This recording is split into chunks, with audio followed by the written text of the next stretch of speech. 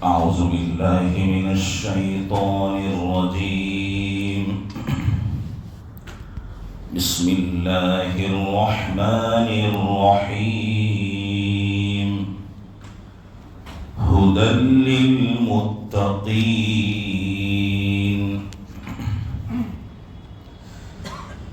اللہ تبارک و تعالی ارشاد فرماتے ہیں، یہ معزز اور مکرم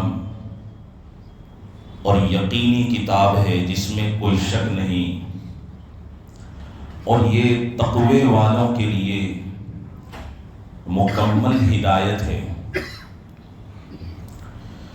ابو عبداللہ محمد ابن احمد قرطبی رحمۃ اللہ علیہ، یہ اندلس کے رہنے والے تھے۔ اس زمانے میں اندلس میں اسلامی حکومت تھی، اور اسی خطے کے یہ بڑے مفسر تھے۔ انہوں نے اپنی تفسیر کی کتاب ہے تفسیر قطبی، اس میں حضرت فرماتے ہیں کہ متقین سے مراد وہ لوگ ہیں جو دو کاموں سے بچتے ہیں۔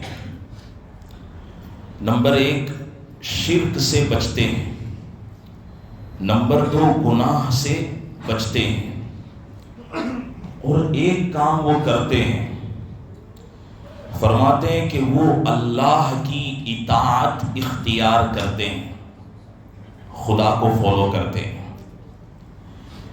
جب ایسے لوگ جن کا یہ جذبہ ہو کہ وہ شرک سے بچتے ہوں، گناہ سے بچتے ہوں، اور اللہ کی فرما برداری کرتے ہوں، تو جب یہ قرآن کو سنتے ہیں تو ان کا ایمان اور ہدایت بڑھ جاتی ہے۔ ایمان میں بھی اضافہ ہوتا ہے، ہدایت میں بھی اضافہ ہوتا ہے۔ اب یہاں محل استدلال کیا ہے؟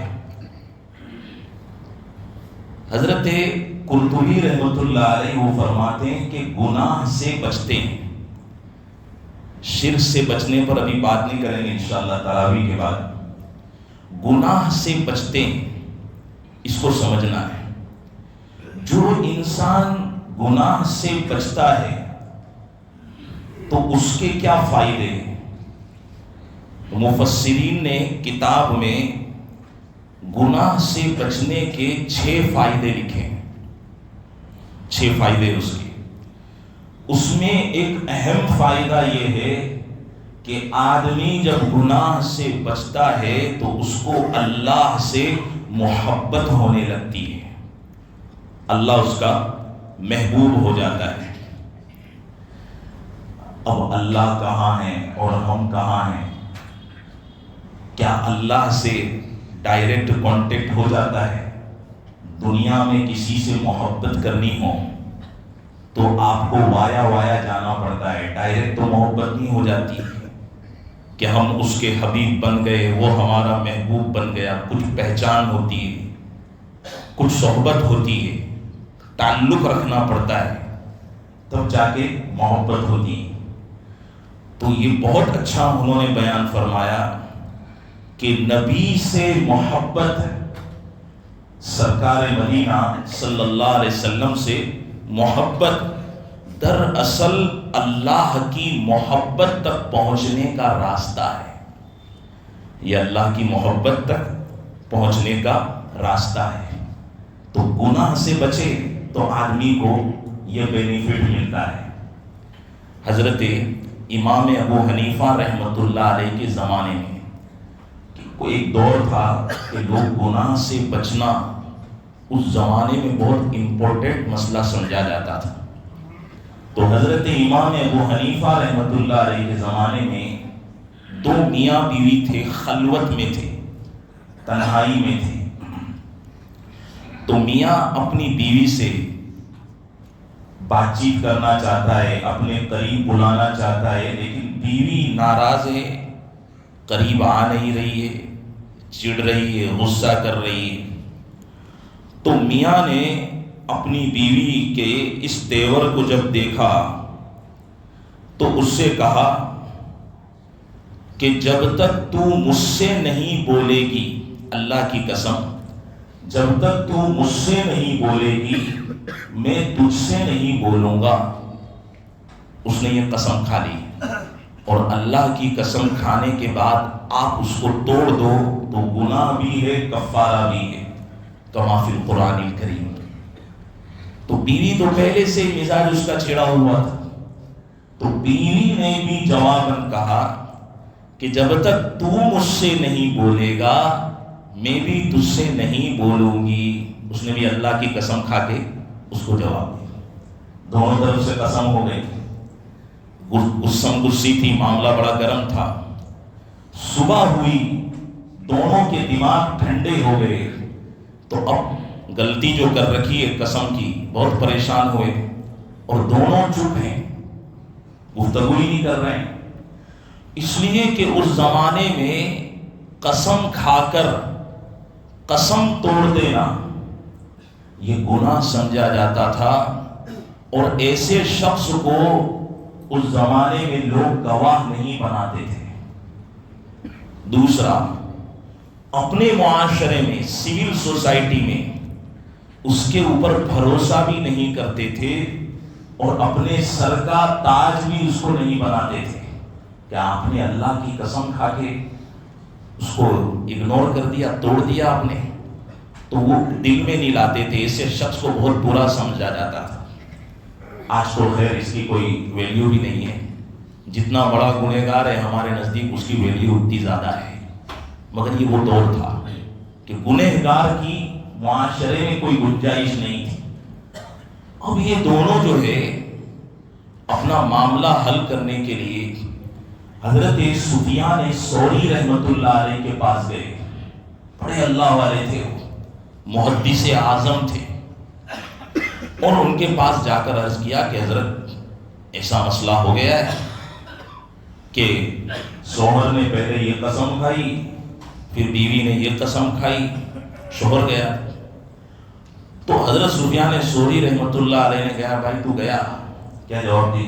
گیا، تیری قسم بھی ٹوٹ جائے گی کہ نہیں ایسا مت بولو، میری لوگوں کی سامنے کیا میری عزت رہ جائے گی، کچھ رستہ بتاؤ۔ گیا تو ایسے ہی جواب دیا۔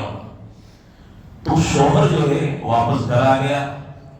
گھر آنے کے بعد اس نے بہت سوچا کہ یار کیا کوئی اللہ تو حل نکال دے میرے اس مسئلے کا۔ تو اللہ نے ان کے دل میں بات ڈالی، جاؤ حضرت امام ابو حنیفہ رحمت اللہ علیہ کے پاس جاؤ۔ تو یہ مسلک احناف جو ہے نا، یہ ہمارا اسکول آف تھاٹ ہے، ہماری یہ وچار دھارا ہے مسلک احناف۔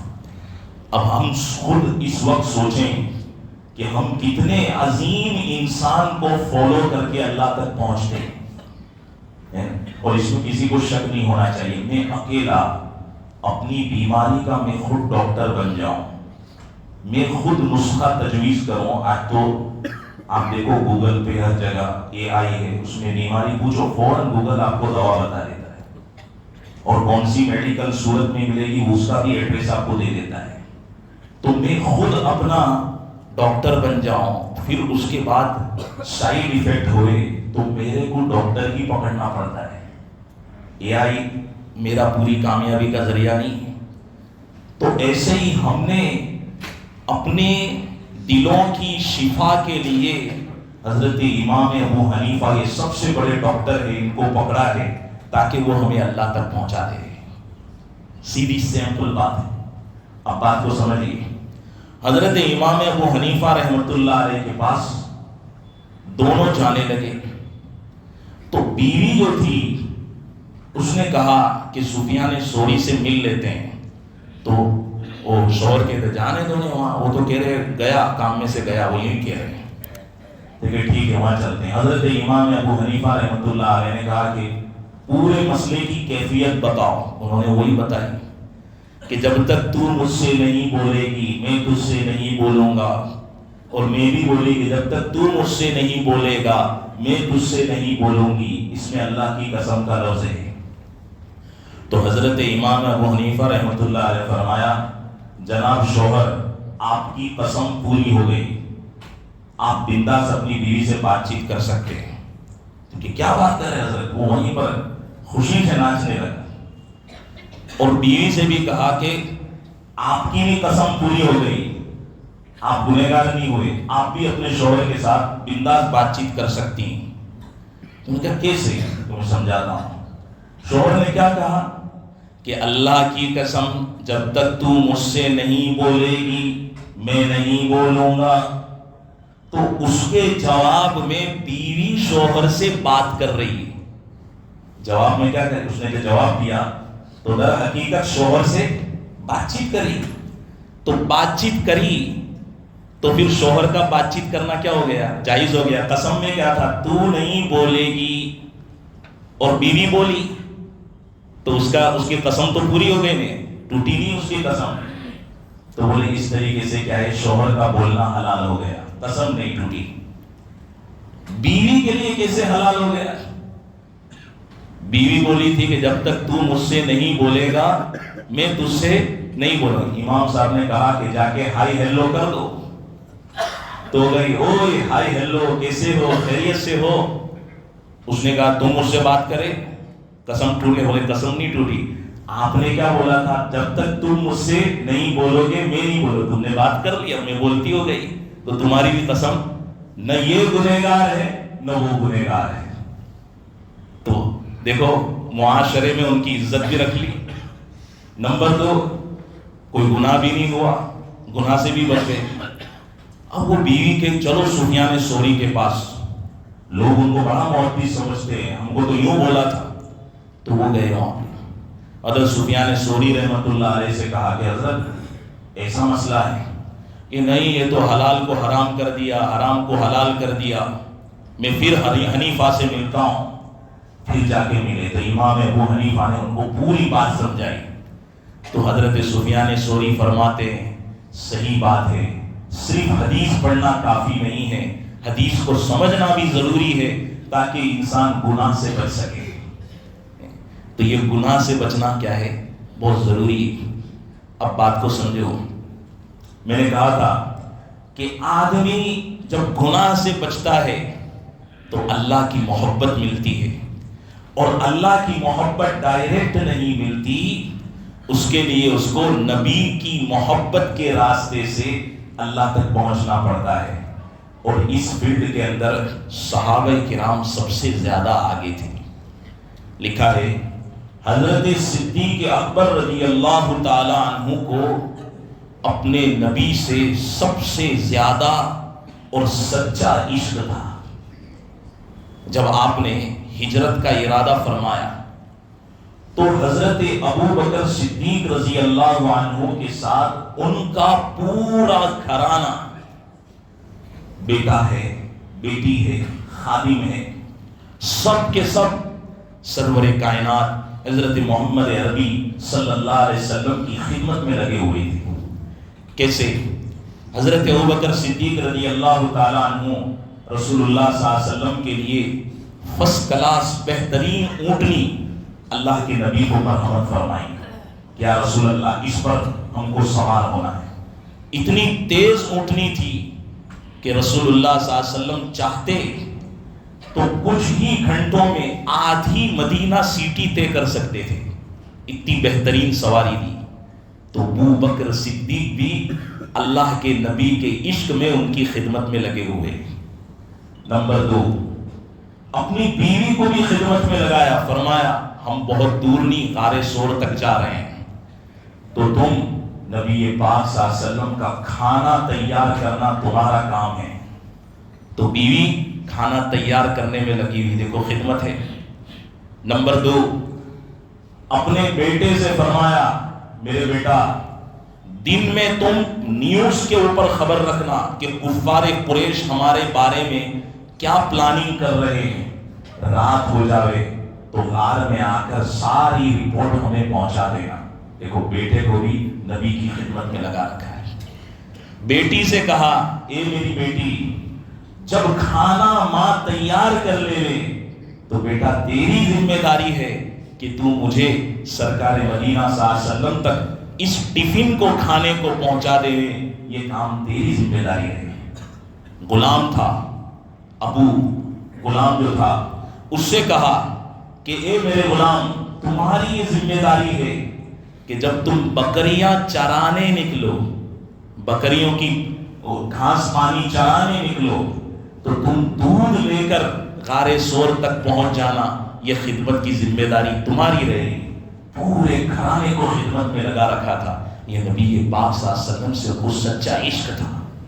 چنانچہ کہتے ہیں حضرت اسماء رضی اللہ تعالی عنہ، یہ حضرت اماں عائشہ کی بہن ہے، یہ جو ہے کھانا لے کر غار سور تک پہنچی تو نبی پاک صلی اللہ علیہ وسلم نے دیکھا کہ اسماء کی پیشانی کے اوپر زخم ہے، زخم آیا ہوا ہے۔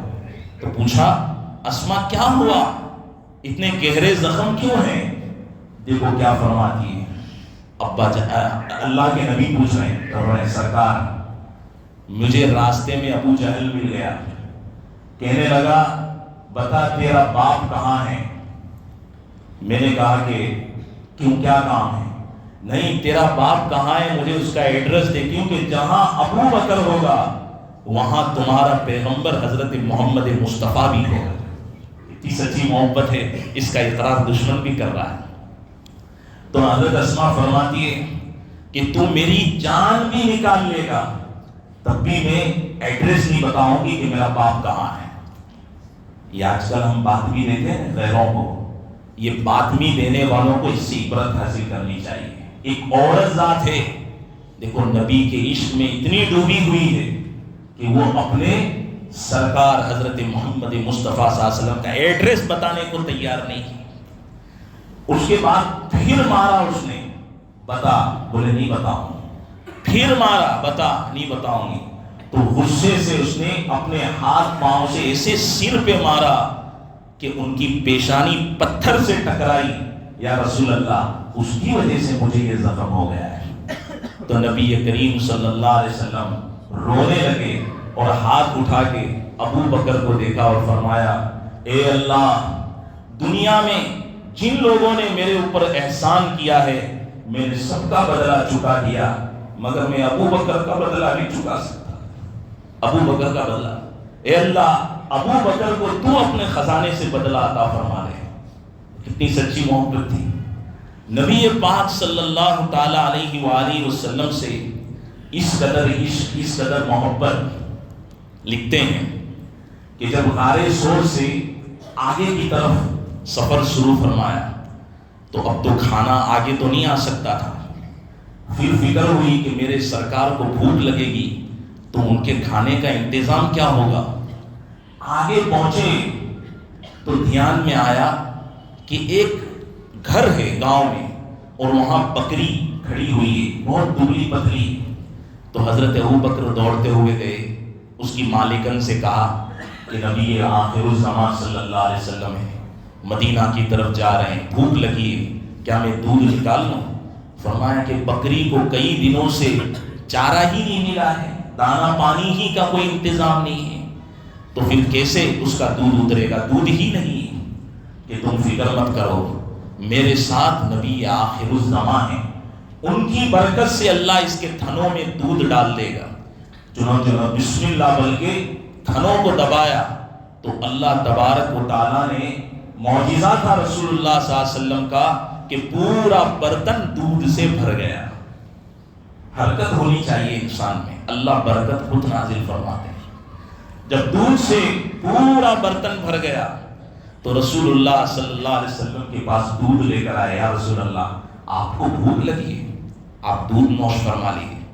چنانچہ نبی کریم صلی اللہ علیہ وسلم نے دودھ نوش فرمایا۔ یہ ایک واقعہ، یہ محبتوں کا۔ اب آگے کی طرف سفر شروع ہوا۔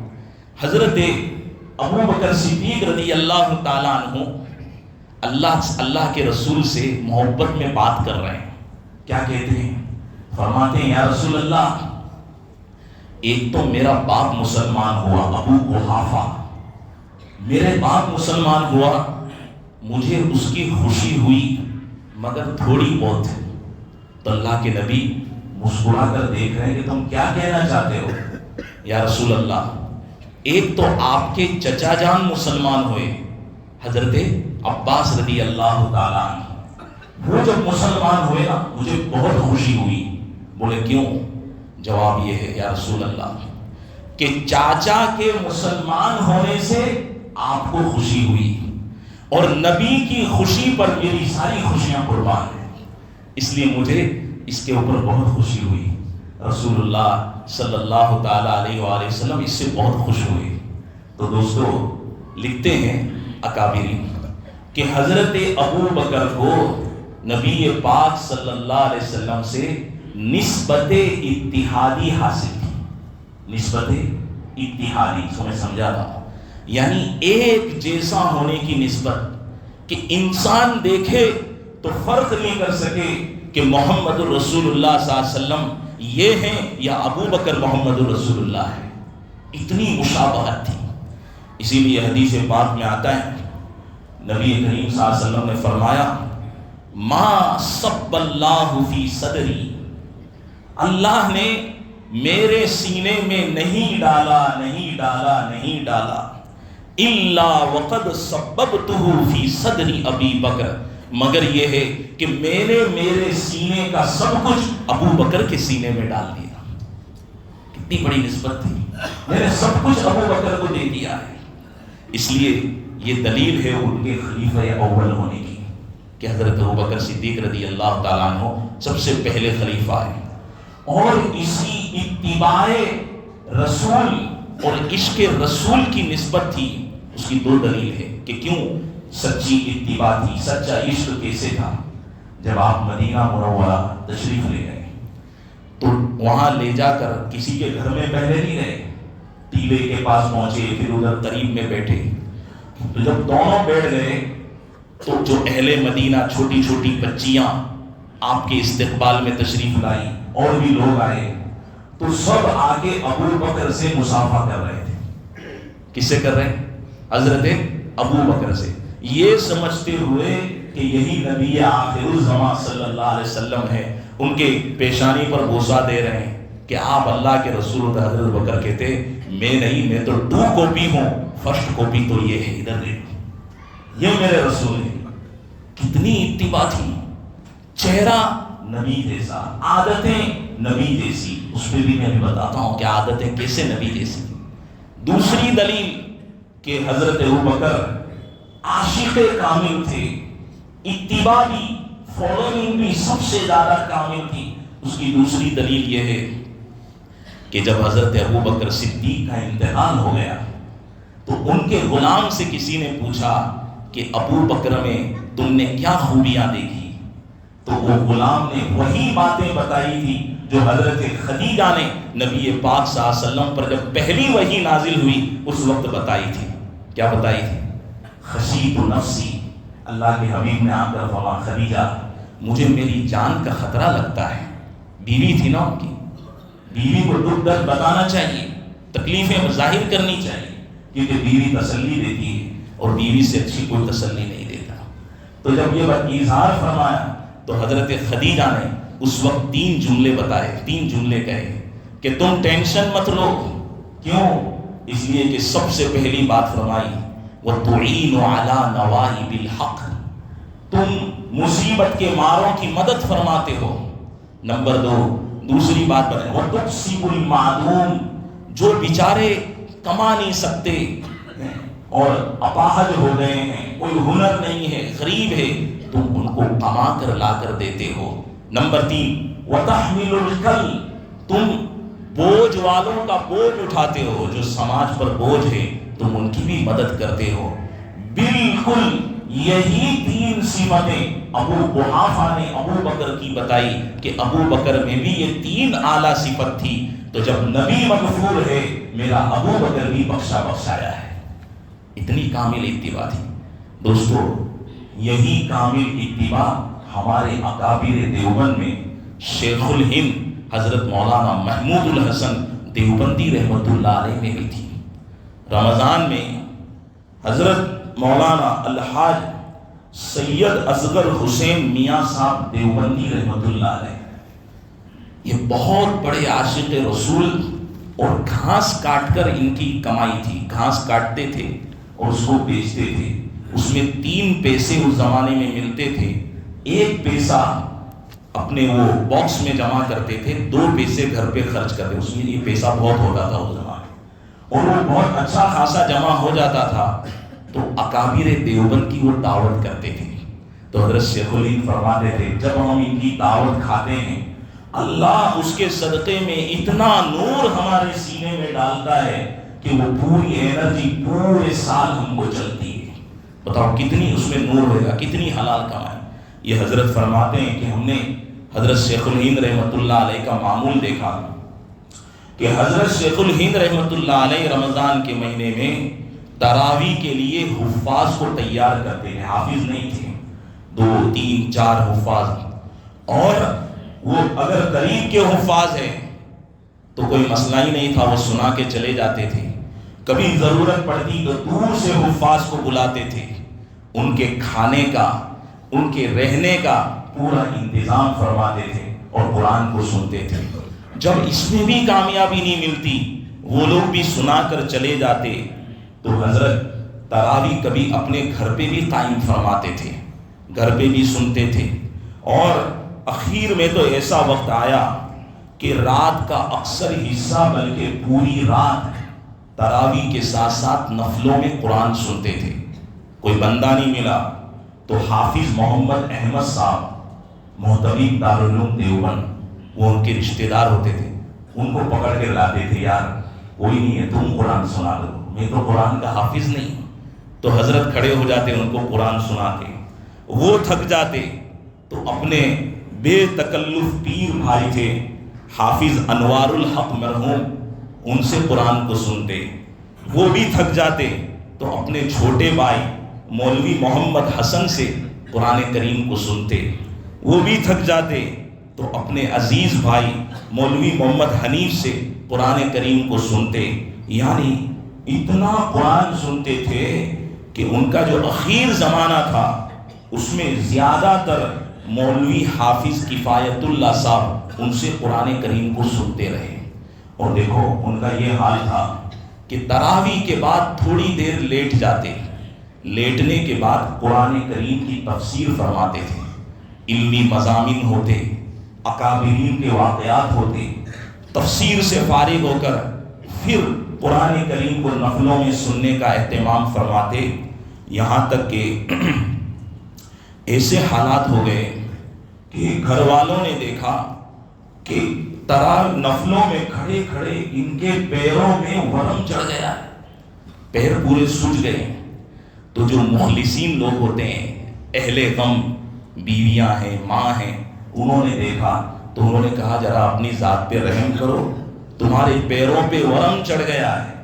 تو وہ دل میں خوش ہوتے حضرت شیخ الہند رحمۃ اللہ علیہ، اور فرماتے کہ بخاری شریف میں ہے کہ میرا نبی بھی جب نفلیں پڑھتا تھا تو اس کے پیروں پر بھی ورم چڑھ جاتے تھے، میں اسی اتباع سنت کے اندر مزے لے لے کر پڑھتا ہوں تاکہ میری نبی کی اتباع میں میرا بھی یہ حال ہو جائے، کل قیامت میں میرے نبی کی کامل اتباع نصیب ہو۔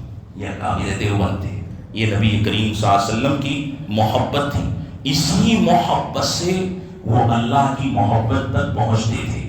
یہ سب سے آسان رستہ ہے جو میں نے آپ کے سامنے سمجھایا، اس کو فقہ بولتے ہیں۔ اس کو کیا بولتے ہیں دوستو؟ فقہ بولتے ہیں۔ یہ باتیں صرف دائرے کتابوں میں دیکھنے سے نہیں ملتی ہیں، یہ مستند علماء ہی سمجھا سکتے ہیں کہ مجھے اللہ سے محبت ہے تو ڈائریکٹ نہیں ہو جاتی وظیفہ پڑھ لیا، نماز پڑھ لی، نہیں، اس کے لیے فقہ چاہیے۔ وہ کیا ہے؟ آپ کو رسول اکرم صلی اللہ علیہ وسلم کی محبت کے راستے سے، جیسے کہ حضرت شیخ الہند کی مثال بتائی کہ کیسی محبت تھی، تورمت قدماہ، نبی کے پیروں میں ورم تو شیخ الہند کے پیروں میں بھی ورم ہے۔ فرماتے ہیں کہ نبی آخر الزمان صلی اللہ علیہ وسلم کی سنت میں میرے پیروں پر بھی ورم آ گئے، اے اللہ مجھے وہاں نبی کے ساتھ حشر نصیب فرما۔ دوستو ایک طرف تو یہ حال ہے، دوسری طرف کہ جب ان کے گھر والوں کو لگا تو حافظ صاحب سے کہا کہ کل تم بہانہ کر رہی ہو کہ ہماری طبیعت ٹھیک نہیں، ہم زیادہ نوافل نہیں پڑھا سکتے۔ تو انہوں نے ایسا ہی کہا، تھوڑا بہت پڑھایا اور حضرت کے سامنے عذر کر دیا۔ وہ سو گئے، رات میں دیکھا کہ کچھ حرکت ہو رہی بدن میں حافظ صاحب کو، تو انہوں نے اسے بنوس اٹھا کے دیکھا تو حضرت شیخ الہند رحمۃ اللہ علیہ ان کے پاؤں دبا رہے، تو حافظ صاحب نے کہا حضرت آپ کیا کر رہے ہیں؟ کہ نہیں، جس نے مجھے قرآن پڑھایا اس کے پیر درد کرتے اور میں اس کے پیر نہیں دباؤں مجھے اچھا نہیں لگتا، تم آرام کرو، میں تمہاری طبیعت کے ٹھیک ہونے کی دعا کرتا ہوں۔ تو کہا حضرت کل سے میں واپس نوافل میں لگ جاؤں گا، اب یہ کام مت کرو۔ ایک نیکی کمانے کا یہ راستہ تھا۔ اور آج یہ ہے دوستو کہ ہماری صورتحال یہ ہے مجموعی طور پہ کہ ہم نیکیوں کی طرف جانے سے بھی دل سے کتراتے ہیں، ایک ہی نہیں بتاؤ ہے۔ اور یہ تو رمضان ہے تو تھوڑی بہت روشنی اور چمتکار نظر آتا ہے، ورنہ یہ صورتحال ہے کہ ہم نیکیوں کی طرف رغبت کرنے سے بھی کتراتے ہیں۔ جو ہے موبائل ہے، ماں باپ کی نافرمانیاں ہیں، فارم ہاؤس ہے، ہر طرف ناچنا گھومنا، دین تو ہم نے اس کو دور کر رکھا ہے۔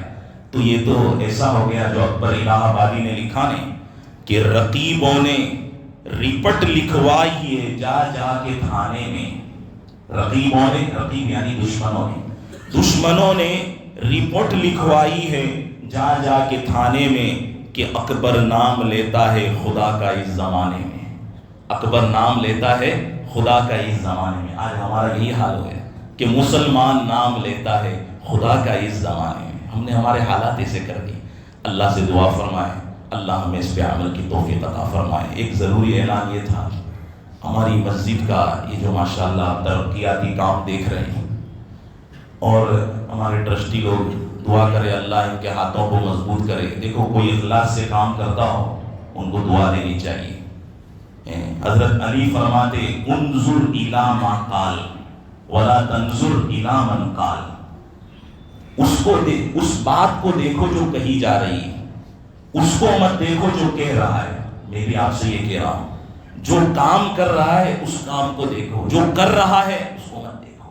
تو کام تو ہو رہا ہے ماشاءاللہ، اور بھی ترقیاتی کام ہوں گے۔ تو ابھی 20% اماؤنٹ دینا باقی ہے، اور یہ آپ حضرات کے للہ تعاون سے مسجد کے جو عمارتیں وقف کی اس کے کرایوں سے اس طریقے سے آتی ہے، تو ابھی 20% اماؤنٹ باقی ہے۔ تو آپ للہ تعاون فرمائیں۔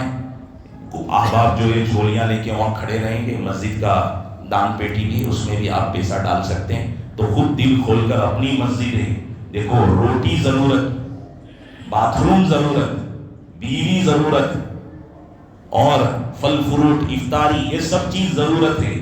دین بھی ہماری ضرورت ہے، دین بھی ضرور۔ ایمان کب رہے گا؟ مسجد رہے گی، مدرسہ رہے گا، مکتب رہے گا، اس کے چلانے والے اساتذہ محترمین یہ سب رہیں گے، تو یہ پھر کیا ہے، ہمارا دین باقی رہے گا۔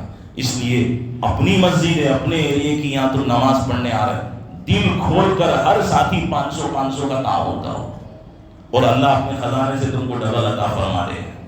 ایک ہی اعلان ہے، دوسرا کیا ہے؟